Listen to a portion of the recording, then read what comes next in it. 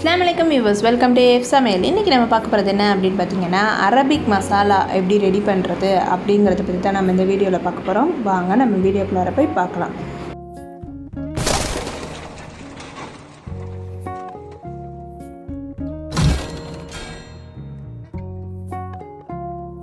இது வந்துட்டு நீங்கள் கப்ஸா மஜ்பூஸ் எது சமைச்சாலும் இந்த மசாலா வந்துட்டு நீங்கள் யூஸ் பண்ணிக்கலாம். வாங்க நம்ம மசாலாவில் என்னென்ன பொருள் போடுறோன்றதை பார்க்கலாம். முழு மல்லி 3 ஸ்பூன் எடுத்திருக்கேன், மிளகு 3 ஸ்பூன், சிவப்பு மிளகாய் ஒரு 8 மிளகாய், கிராம்பு 10 கிராம், ஏலக்காய் 10 கிராம், சோம்பு 1 டேபிள் ஸ்பூன், அன்னாசி பூ 3, பட்டை 10 கிராம், சீரகம் 1 டேபிள் ஸ்பூன்,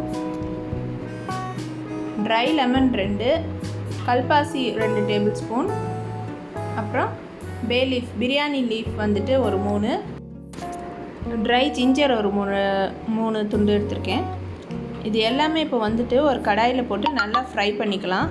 அதோட ஒரு 1/4 டீஸ்பூன் மஞ்சள் தூள் போட்டிருக்கேன். இது எல்லாமே வந்துட்டு நல்லா ஹீட் ஆகட்டும், நல்லா பொரிஞ்சு வரணும். அதனால் கொஞ்சம் நல்லா நம்ம இந்த மாதிரி வறுக்கலாம்.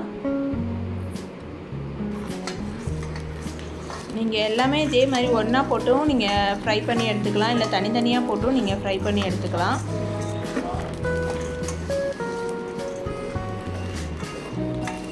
நல்லா இந்த பிரியாணி லீஃபு, இந்த வரமிளகாய் எல்லாமே நல்லா பொரிஞ்சு வரணும்.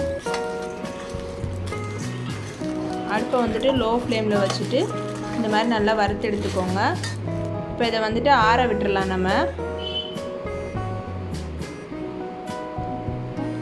இப்போ இது எல்லாத்தையும் நம்ம இந்த மாதிரி மிக்ஸி ஜாரில் சேர்த்துக்கலாம்.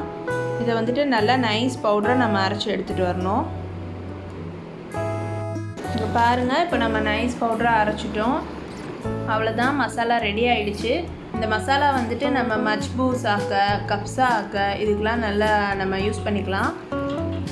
இந்த மசாலா போட்டு சமைச்சிங்கன்னா நல்லா டேஸ்ட்டாகவும் இருக்கும், சூப்பராகவும் இருக்கும். அரபிக் டேஸ்ட்டில் நல்லா நமக்கு ஒரு ஃப்ளேவர் கிடைக்கும்.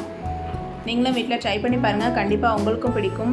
எங்கள் வீடியோவை லைக் பண்ணுங்கள், ஷேர் பண்ணுங்கள், கமெண்ட் பண்ணுங்கள். கீழே இருக்க சப்ஸ்கிரைப் பட்டனையும் கிளிக் பண்ணி வச்சுக்கோங்க. பக்கத்தில் இருக்க பெல் ஐக்கானையும் கிளிக் பண்ணி வச்சுக்கோங்க. அப்போ தான் நாங்கள் போடுற எல்லா வீடியோஸும் உங்களுக்கு நோட்டிஃபிகேஷனில் வரும். எங்கள் வீடியோவை ஃபுல்லாக ஸ்கிப் பண்ணாமல் பார்த்ததுக்கு தேங்க்ஸ்.